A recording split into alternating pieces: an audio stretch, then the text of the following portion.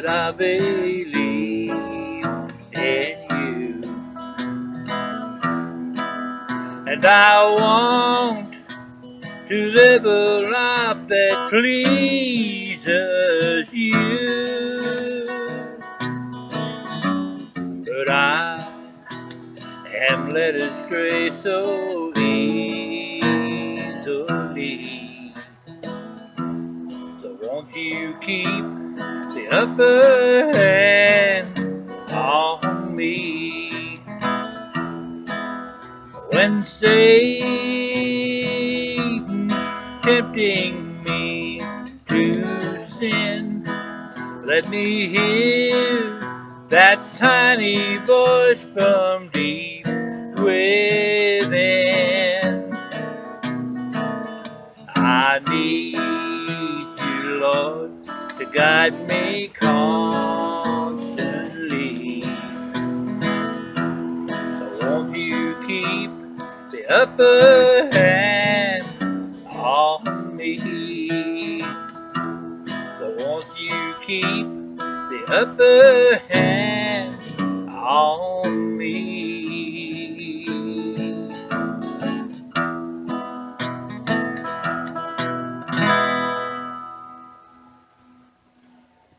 Well, thank you, folks, for tuning in today to this episode of the story behind the song. You just heard a song entitled Keep the Upper Hand on Me, written by my mother, Irene Elliott. And when you look at the song, you kind of see it's a personal song, maybe her own personal feelings.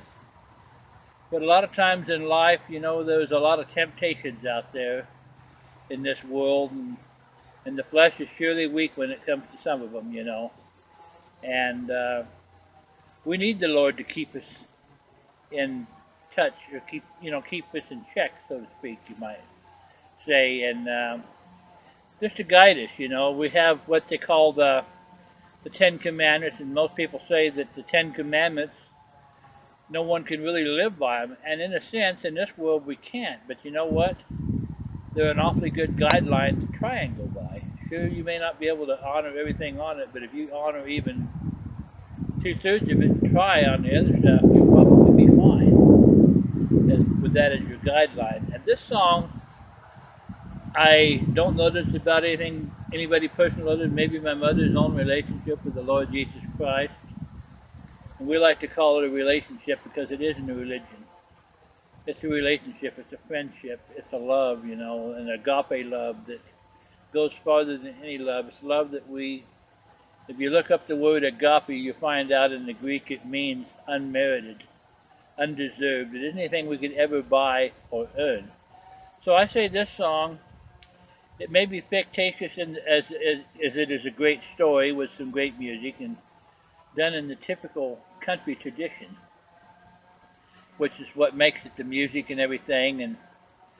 And I love, the pedal steel player on it. It was a great friend of mine. I guess he was originally from the state of Ohio. But he played pedal steel for about 40 years, and he was a great man. He just passed here probably 2 or 3 years ago, and his name was Jim Hale.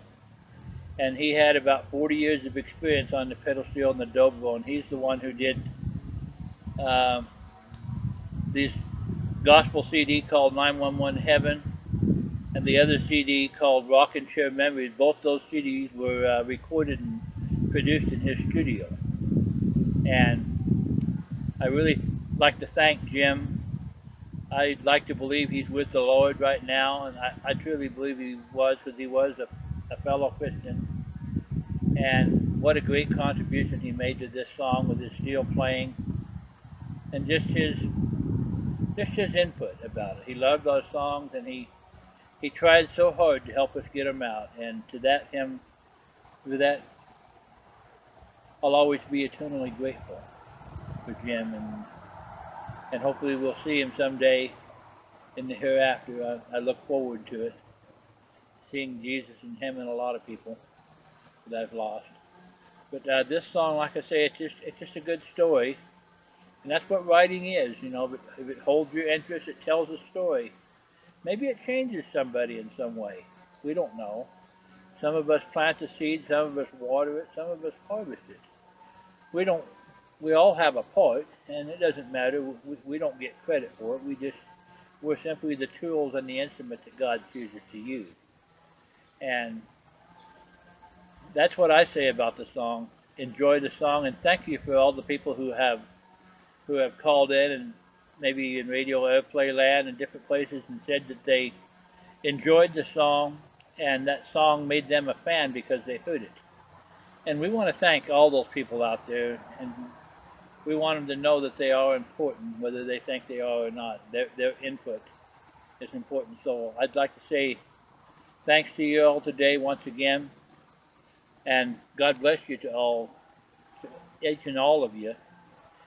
And we just look forward to talking to you on the next episode. God bless you.